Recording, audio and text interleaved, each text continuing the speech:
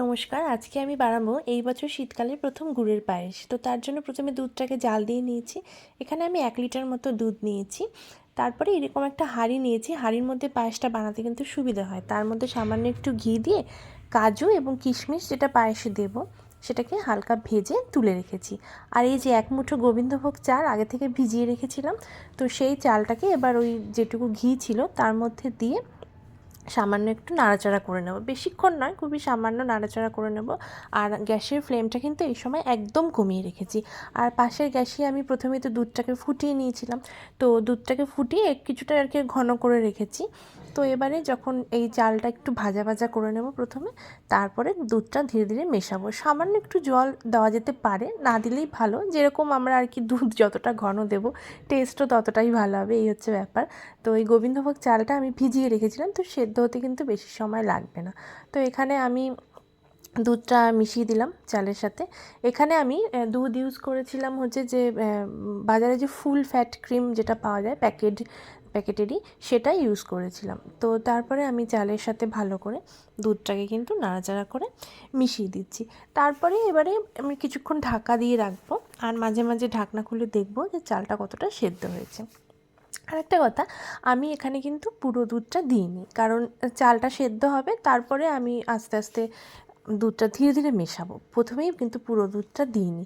আর দুধের মধ্যে সুন্দর পায়েসের ফ্লেভার আসার জন্য আমি দিয়ে দিলাম একটা তেজপাতা, ধুয়ে পরিষ্কার করে রাখা তেজপাতা, এবং এলাচ দিয়েছি 3-4 টুকরো এলাচ দিয়ে দিলাম ফাটিয়ে। এবং আর গুড়ের পায়েসের ক্ষেত্রে আপনারা না দিলেও পারেন, কিন্তু আমি দিলাম, পায়েসে এই ফ্লেভারটা ভালো লাগে বলে। আর গুড় তো ইউজ করেছি, কিন্তু সম্পূর্ণটা তো গুঁড়ো করব না, তো কিছুটা চিনিও দেব, এবং তার সাথে দেব গুড়। তো এখানে যতটুকু চিনি প্রয়োজন মতো আমি দিয়ে নিচ্ছি। আমি 1 লিটার দুধের জন্য মোটামুটি ওই 1 মুঠো মতো, মানে 100 গ্রাম মতো হয়তো হবে, ওরকম গোবিন্দভোগ চাল ইউজ করেছি। এটাই কিন্তু পায়েসের অ্যাকচুয়াল রেশিও হয়, যে 100 গ্রাম দুধের জন্য 1 লিটার, 100 গ্রাম চালের জন্য 1 লিটার দুধ। তো তারপরে চিনিটা মিশিয়ে দিয়ে চালও বেশ খানিকটা সেদ্ধ হয়ে এসেছে, তো আবারও আমি খানিকটা দুধ মিশিয়ে দিলাম। এবার এটা কতটা আমি মানে ঘন রাখবো সেই অনুযায়ী আমি দুধটা কিন্তু ধাপে ধাপে মিশিয়েছি। তো এবারে পায়েসের মধ্যে তেজপাতা, এলাচ এগুলোও দিয়ে দিয়েছি, আর দুধটাও ধাপে ধাপে মেশাচ্ছি। আর যে পাটালি গুড় যেটা আমি ইউজ করব, সেই গুড়টাকে আমি আগের থেকেই একটা পাত্রের মধ্যে, মানে বেশ কিছুটা গুড়কে একটু ভেঙে নিয়ে দিয়ে তার মধ্যে খানিকটা দুধ দিয়ে ওটাকে দুধের মধ্যে এই যে মিশিয়ে রেখেছি, যাতে দেখে নিয়েছি অনেক সময় কি হয়, কিছু গুড় দুধের মধ্যে দিলে দুধটা কিন্তু কেটে যাওয়ার চান্স থাকে।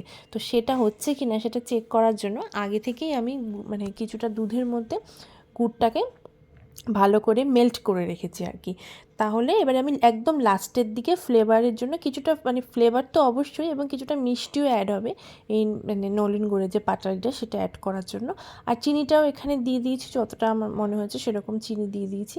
এবার চিনি, চাল, দুধ ভালো করে এগুলোকে নাড়িয়ে নিচ্ছি। আর পায়েসের ক্ষেত্রে যে সামনে থাকতে হয় আমাদের, বারবার নাড়াতে হয়, কারণ না হলে নিচে লেগে যাওয়ার চান্স থাকে।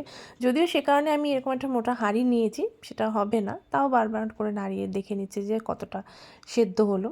আর আমরা যদি প্রথমেই গুড়টা অ্যাড করে দিই তাহলে কী হবে, আমাদের দুধটা কিন্তু কেটে যাওয়ার চান্স থাকতো, সেই জন্য প্রথমে গুড়টা অ্যাড করা হয় না পায়েসে। একদম সবার শেষে আমি দেখলাম চালটা কিন্তু সেদ্ধ হয়েই গেছে, তো এখন আমি এই গুড়টাকে অ্যাড করে দিলাম। গুড়টা অ্যাড করে দিয়ে ভালো করে মানে দুধের সাথে চালের সাথে মিশিয়ে নিলাম। তারপরে ফুটে উঠলেই কিন্তু আমাদের পায়েস রেডি হয়ে যাবে। পায়েস মানে রেডি হয়ে গেছে, এখন যেটুকু যা মানে গুড়টা আরও ভালো করে মিশে যাওয়ার অপেক্ষা। মিষ্টিও আমি চেক করে নিয়েছি, মিষ্টিও কিন্তু একদম ঠিকই ছিল। আর এই পায়েসটা কিন্তু খেতে বেশ সুন্দরই হয়েছিল, যে পাটালি গুড়ের যে ফ্লেভার, যেটা শীতকালে তো ভীষণ ভালো লাগে, যার পাটালি গুড়টার জন্যই আর কি পায়েসটা খুবই টেস্টি হয়েছিল। তো এরপরে আগে থেকে যে ভেজে রাখা কাজু কিশমিশ সেগুলো সব কিছু মিশিয়ে দিচ্ছি, ওপর থেকে ছড়িয়ে দিলাম, আর সমস্ত রেডি। এবার গ্যাসের ফ্লেমটাও কিন্তু মানে একদম কমানো, পুরোটাই কমিয়ে করেছি। এবার গ্যাসের ফ্লেমটা বন্ধও করে দিয়েছি, আর জাস্ট একটু নাড়াচাড়া করে নিয়ে পায়েসটা কিন্তু এবার নামিয়ে নেব। এই গুড়ের পায়েস মানে খেতে ভীষণই ভালো লাগে, সেই জন্য মানে করেছিলাম। তো ধাপে ধাপে কিন্তু আমি পুরো 1 লিটার দুধটাই ইউজ করেছি, আর পায়েসটা কিন্তু বেশ ঘনও হয়েছিল, তার জন্য খেতে খুব ভালো লাগছিল। আর ঠান্ডা হলেই পায়েস সার্ভ করলে আরও বেশি ভালো লাগে। তো এই যে আমাদের এই বছর শীতকালের প্রথম গুড়ের পায়েস রেডি। ভিডিওটা যদি আপনাদের ভালো লাগে প্লিজ ভিডিওটা লাইক করবেন, শেয়ার করবেন আর চ্যানেলটা সাবস্ক্রাইব করবেন।